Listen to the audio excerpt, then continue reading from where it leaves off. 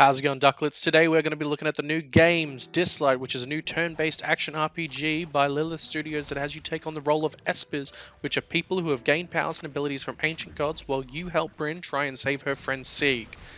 Disney Mirrorverse, which is a new Disney action RPG hack and slasher that has you take on the role of alternate versions of your favorite Disney characters while they fight to discover what power is creating the fractured versions of themselves and their friends. We're also going to be revisiting a classic Supercell title, Brawl Stars, 3v3 competitive shooter. Used to play it on Twitch all the time. How's it changed? Does it still hold up? Do any of them hold up? Stick around to find out.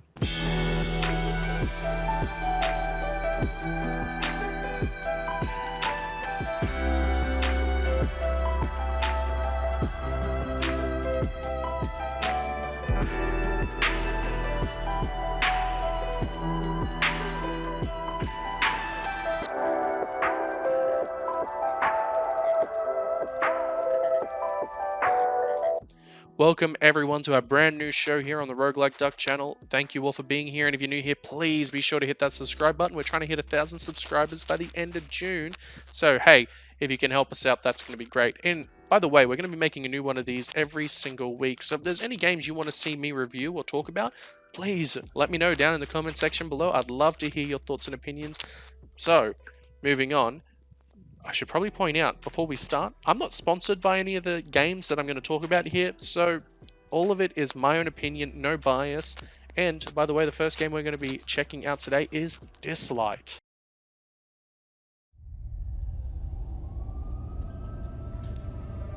Once upon a time, mankind were the unquestioned rulers of this world.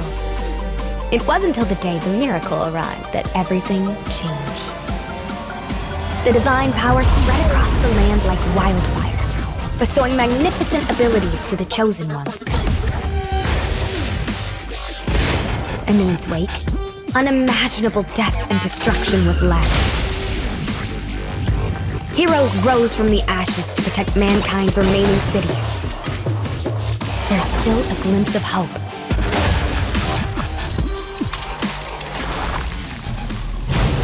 But even these heroes had different beliefs and feuded among themselves.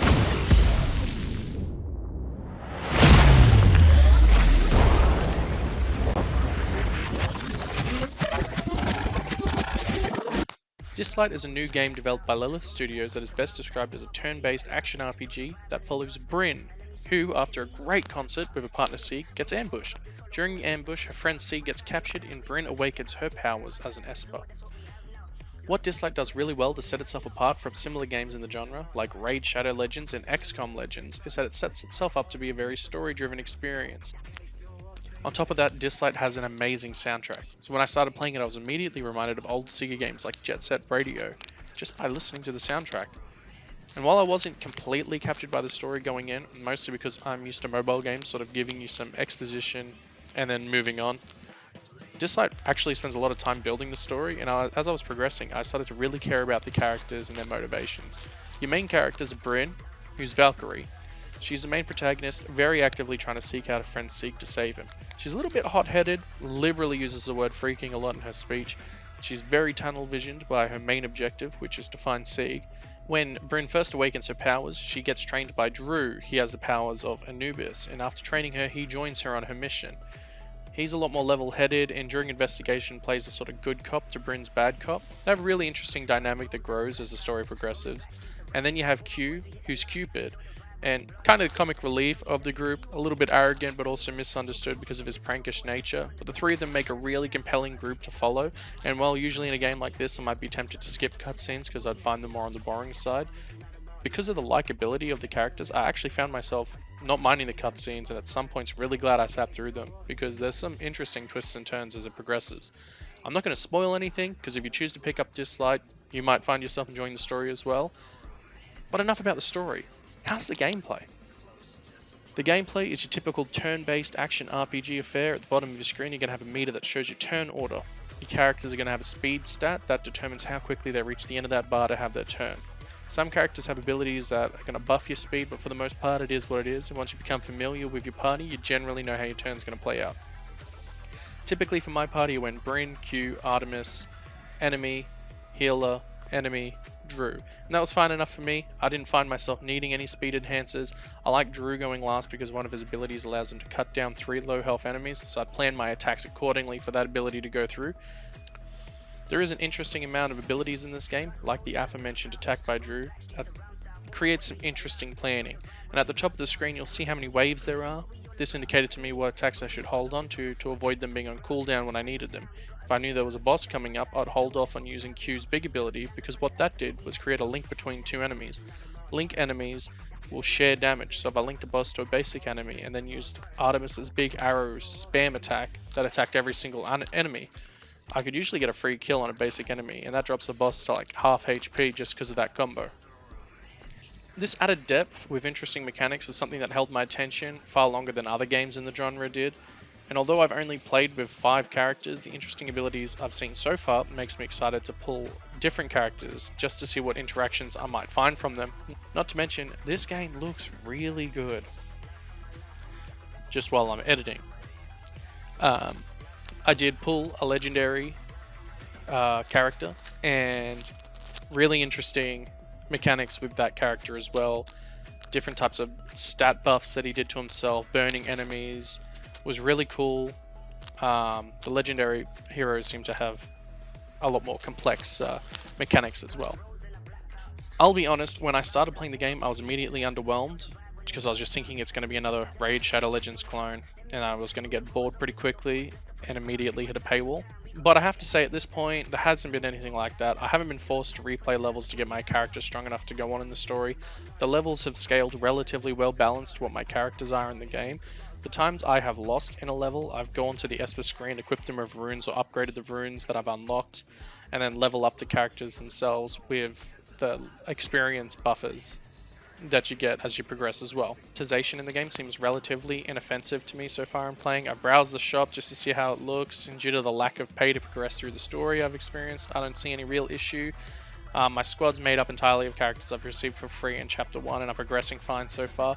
Admittedly, I'm only halfway through the campaign as of writing this, but it doesn't appear to be changing. There are subscription offers that give you certain consumables every day, and welcome packages to offer rare espers immediately, but I haven't felt the need to buy them. But now let's talk about stamina. Every time you take on a mission, whether that's a quest, a run in the miracle cubes, or just the story itself, you're going to consume stamina. Your max stamina is tied to your player level, and your player level increases with XP that you get from completing levels. Occasionally, you're going to be given extra stamina from doing tasks or quests, but in the early stages of the game, stamina doesn't really get in the way of progression. They hand you out so much stamina just as a new player that you're fine.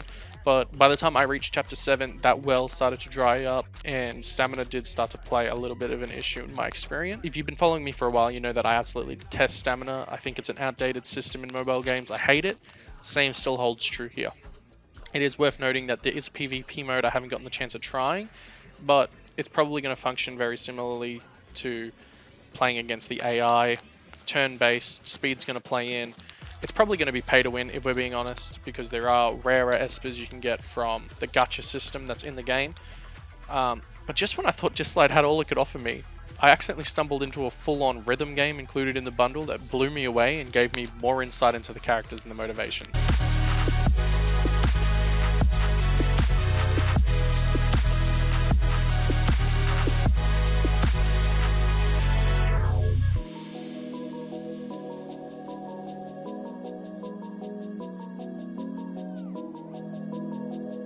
Overall, I think Dislyte was better than my expectations. For a game that I see get advertised basically everywhere conceivable, I actually found myself really enjoying the story and bobbing my head to the soundtrack. The aesthetic was really enjoyable for me, and the gameplay, while repetitive, was interesting enough to keep me going through and engaged in the tougher fights in the campaign.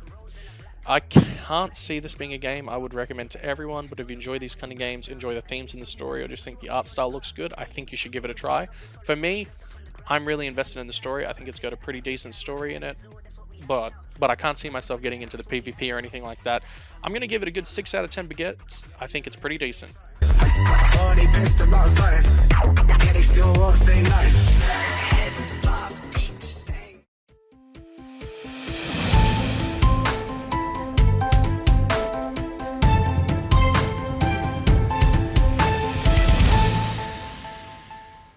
Welcome back to the Roguelike Duck newsroom, and this week we had the announcement of Warcraft Arclight Rumble, the brand new mobile game from Blizzard Entertainment, and an exciting development that looks inspired by Clash Royale but boasts a more strategic take on the formula. In other news, the PC roguelite game Gunfire Reborn that came out last year on the down low has now been made available for pre-register on the Google Play Store. I'm excited to hear about the release dates for these two titles. Be sure to keep your eyes on them as well. And if you have any other news for mobile gaming, be sure to tweet me at RoguelikeDuck to keep me up to date, and it'll be included in the following week's news segment, with you credited, of course. Now back to the show. Now the next game we're going to be talking about today is Disney Mirrorverse. Beyond the worlds familiar to you, there exists another, born of powerful stellar magic.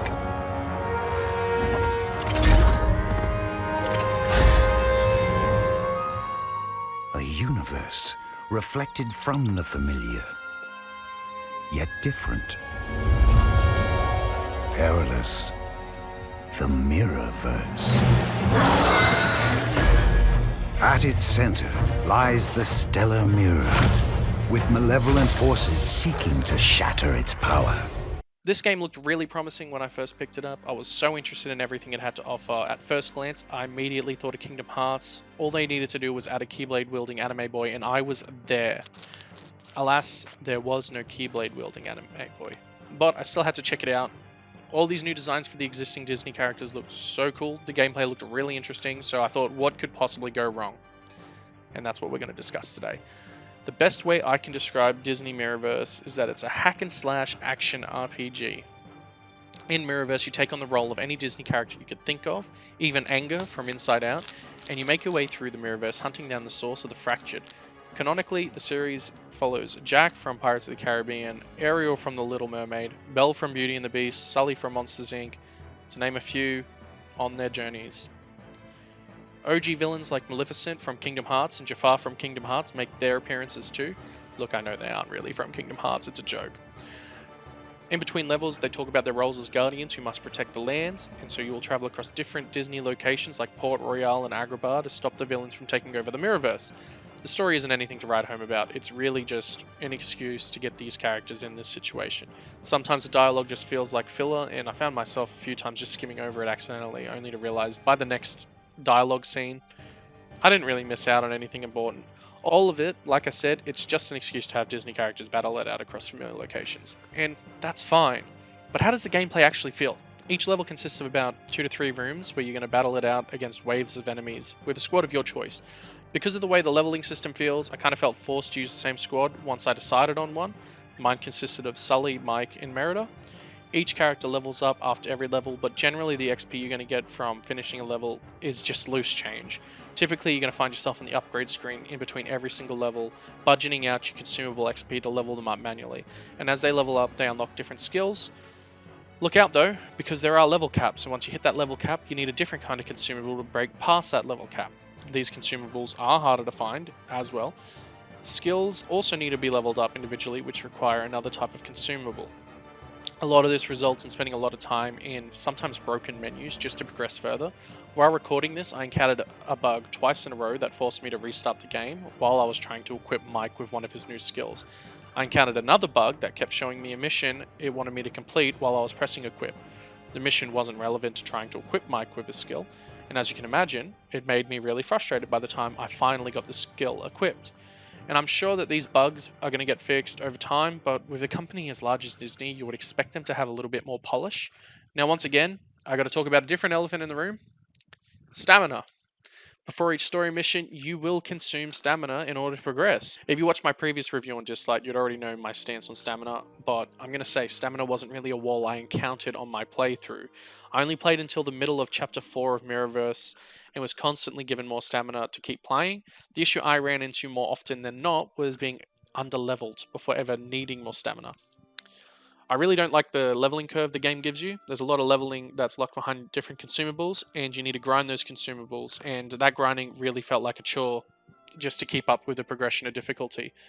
If you were too underleveled for the story, you could grind for more consumables in side missions, but when you hit that level cap and you need to grind for different consumables to break past that cap, man, It's just too much. The main meat of the game is a story, which isn't that great to begin with, so these other challenges are just other challenges, side filler to make the game feel larger, and that would be fine if the game was really fun to play. That brings me to my next point, which is that the game just isn't as fun as I'd like it to be. The game is a hack and slash, room to room beat 'em up. There isn't really anything inherently wrong with that, but at least what I played with it, there isn't that much enemy variety. You enter room 1, there's a few goons, you spam basic attack and abilities. When they're off cooldown, you move to the next room, you rinse repeat, a boss appears in the last room who's just a fractured version of a Disney character, do the same thing, finish level. Each character has a different class, one of 4, long range, DPS, tank, support. You can only pick 3 of them, so my squad was based on what I thought would be the most efficient lineup, archer, tank, support. You unlock these characters from gems that you will either get for free or to pay for. And duplicates of the same character can help you unlock their next star version, which will give you even more benefits. You can see the monetization from here. You can swap between your characters during gameplay, but since you can pop your abilities for all characters from the one you're playing, there was never really a time I felt it was necessary to swap between them. If you hold your basic attack, you can charge up a heavy attack. These heavy attacks can interrupt opponents as well, but overall, never felt like much strategy in the gameplay. Even when I was playing with a different lineup, I never thought about my positioning too much or combat choices. Even when I was under leveled, there wasn't really much to think about. A really glaring issue for me was the camera. Playing as the archer in the team, sometimes I just wouldn't be able to see myself. This led to me getting ganked from behind by some goons that spawned behind me, and that can become a little frustrating too. Now, I heard that you can play co-op in this game as well. I never got to try it, but it's a shame because I feel like this is something me and my sisters could play together, but due to the lack of depth in the gameplay, I'm not even sure I could get them to play to the point of unlocking co-op. The fact that this game can just become so grindy just to continue the story, and lack of any real depth, it really dulls the experience. I don't want to be too harsh because I really wanted this game to be an enjoyable experience. The game looks really good too, the environments are nice to look at, but with the current bugs, progression system, difficulty curve, grindy, money-grabbing nature, I can't bring myself to recommend it. But have you tried it? What did you think? Am I being too harsh? Do you have a different opinion? Let me know down below. But for now, I'm going to give this 4 out of 10 baguettes.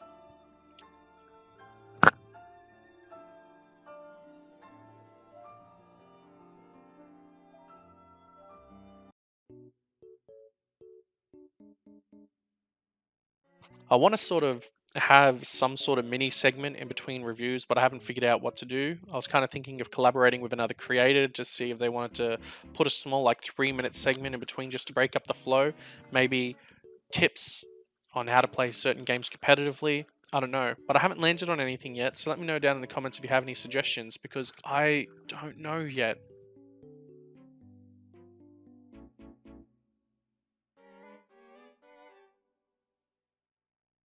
If you've been following me for a while, you already know that Brawl Stars was my bread and butter. Alright, Barley, this is your story. You get this. I'll not. I don't know what you're doing, son. Just been taken out the trash. I don't know what you're doing, son. A lot of you who have been following me for the last year from Twitch found me because Brawl Stars was the game I played competitively over there. However, around the middle of last year, I started to lose interest in Brawl Stars, and due to the lack of any real progression and any real new content in the game, to put it simply, I was just starting to feel burned out. Still, I jumped in every now and then just to check out if the game had anything new, any new characters, but I wasn't really playing it properly until this week instead of Heyday. So I really wanted to talk about how I feel about the game. So, to start things off, I'm going to assume you're new to Brawl Stars. Basically, it's a 3v3 top-down shooter, and when I started playing it, I used to describe to my friends it felt like a mobile Overwatch. You can choose a character out of the roster who's typically going to fill one of 6 roles: a tank, a skirmisher, a sniper, an assassin, a thrower, or your support. Some of these roles get mixed together to create interesting playstyles, but generally, that's the rule. Unlike something like Overwatch, team composition doesn't abide by certain rules. If you don't have a support brawler, whatever. If you don't have a tank, you're still going to win the game. Likewise, triple tank can be really powerful and scary, but can also be hard countered by a brawler like Colette. Unlike some games that are like Brawl Stars, your initial progression is tied to individual brawlers instead of being your account. So every game you win nets you 8 trophies, and those trophies are going to be tied to the brawler you won it with. This means as you get more skilled and gain more understanding with each individual brawler, you're going to be put into matchmaking with similarly skilled players. But Also, once you unlock a new brawler, you're not going to get put into immediately sweaty lobbies. The game modes are simple enough. You have Gem Grab. In Gem Grab, you're tasked with collecting gems from the gem mine in the middle of the map. First team to hold 10 gems starts the countdown timer to win the game. Players who are holding gems will show how many they have above their head, and if they die, they're going to drop the gems. Second game mode is Brawl Ball, essentially soccer, but you could shoot each other. First to score 2 goals wins. If the game time runs out, you enter overtime for 1 more minute to see if anyone can score a goal. All the map gets destroyed. If neither team still scores, it becomes a draw. There's also a Battle Royale mode called Showdown that can be played alone or in a duo. This mode pits 10 players in a large map, and rather than collecting weapons like a traditional Battle Royale, you can open boxes to collect power cubes that are going to buff your health and damage. Defeating enemies will have them drop cubes. The more cubes the enemy has, the more they're going to drop. Last player or duo standing wins. Those 3 modes are permanent, and every day there's a new map. The other modes swap between each other every day. So these modes are Bounty, which is like a 3v3 deathmatch, but each player is worth stars. As you get more kills, you are worth more stars. These stars add up, and the team with the most stars at the end of the match wins. You have Siege, which is split up into 2 phases. Each team has a turret that they must defend from enemies. These turrets deal mega damage to players. So in phase 1, you're tasked with collecting bolts that spawn in the middle of the map. The team with the most bolts spawn a giant robot whose level is equal to the bolts collected. This robot will tank the turret in the starting phase. This robot will tank the turret starting phase 2, giving that team chance to inflict damage onto the enemy turret while the opposing team has to try to defend it.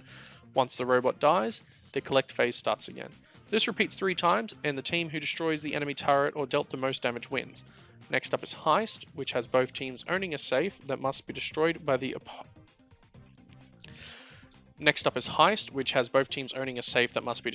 opposite team. Unlike Siege, there's no phase, so you and your team have to make the choice to defend or attack based on how you feel the game has progressed. First to destroy the enemy safe wins. Next up is Hot Zone. Hot Zone is 3v3. There's going to be 1, 2, or 3 points on the map that you have to capture. As you stand in the zone, you will begin to capture it. If an enemy stands in the zone, they can begin to capture it. You can both be capturing at the same time. First team to capture all of the zones wins.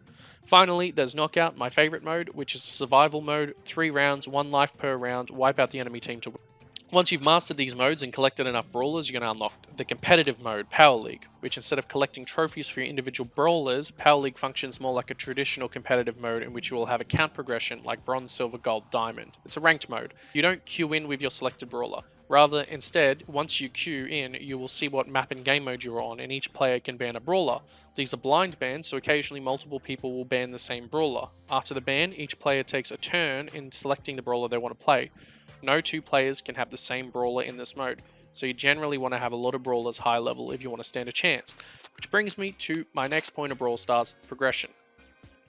As you play through the game, you're going to earn points for the Battle Pass that will give you access to Brawl Boxes. These boxes will net you gold, power points, and new brawlers, as well as other goodies we are going to talk about later on. Power points can be either tied directly to a brawler you already own, or be available for you to select which brawler you want to apply them to. Each level is going to net you more damage and more HP. When you first start playing, you're going to have access to a standard attack, which uses up ammo, and an ultimate attack that will charge as you deal damage with your standard attack. Once you hit level 7, you're going to unlock gadgets. Gadgets are a third attack you can use in game, but are going to be restricted to 3 uses per game. These attacks can vary from a dash to evade, or chase down enemies, a powerful AoE attack, or even spawning grass to hide in. However, you must first find the gadget in a brawl box before being able to use it, and you can only find them for brawlers who have already hit level 7 or higher. As you climb even higher, you will reach level 9, which will get you star powers. Star powers are incredibly powerful passive abilities that can alter the way you play certain brawlers and sometimes be so powerful it's sometimes recommended to wait until you unlock that brawler's star power before even trying to push them. Some brawlers feel really weak until you unlock their star power. Each brawler has 2 star powers, and most brawlers have 2 gadgets. So, as you can imagine, trying to push them to high trophies or high ranks in Power League is futile without these added abilities. Star powers also function the same way as gadgets, in which you can only unlock them once you hit level 9, and you can only unlock them from brawl boxes once you've hit level 9. That was about all Brawl Stars had to offer for progression in the past, and when I used to play, I had every character maxed. And whenever a new character came out, I had enough boxes saved up to very easily unlock them and max them within an hour.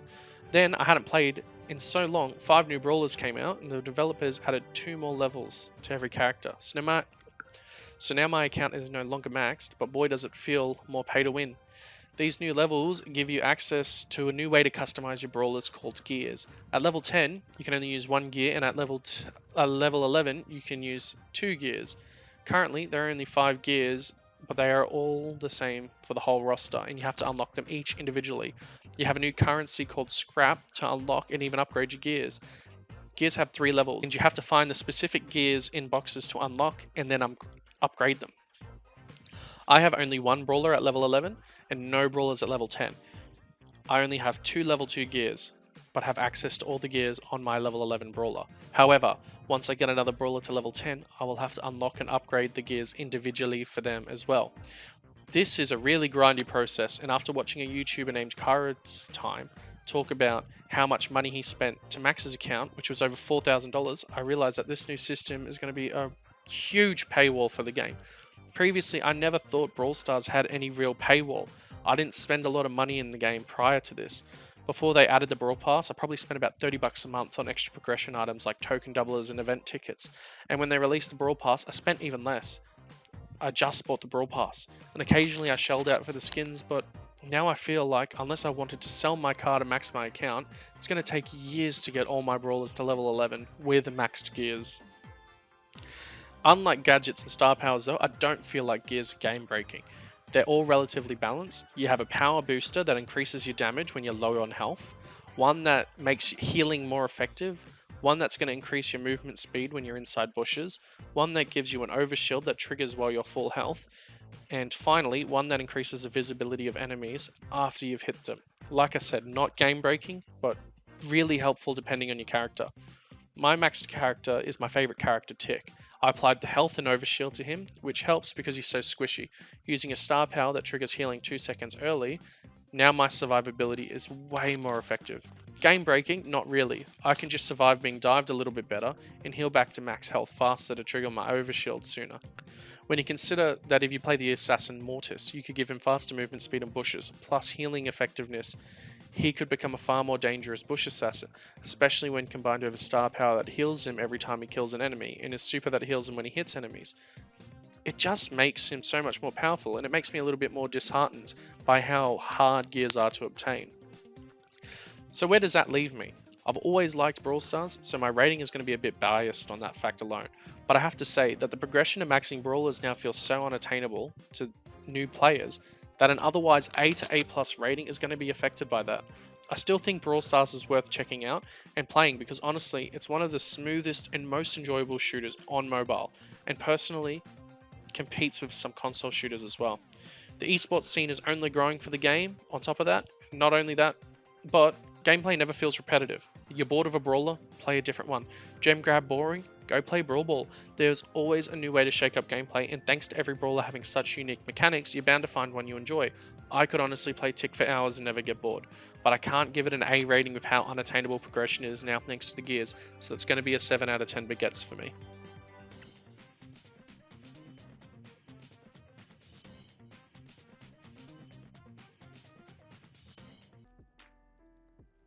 So that's it for today's episode. I hope you enjoyed it. As always, if you have suggestions for future episodes, I can't speak, please leave it down in the comment section below. Please be sure to like and subscribe if you haven't already, and I will see you all in the next video. Bye!